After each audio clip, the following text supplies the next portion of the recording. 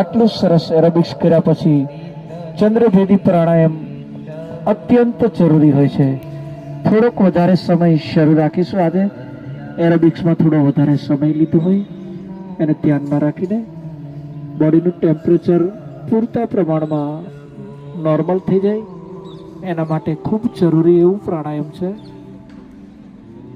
ડાબી નાસિકાથી ધીમી ગતિથી હળવા પ્રેશરથી પૂરી માત્રામાં શ્વાસ અંદર ભરીએ. જમણી નાસિકા દ્વારા પૂરી માત્રામાં શ્વાસ બહાર છોડીએ.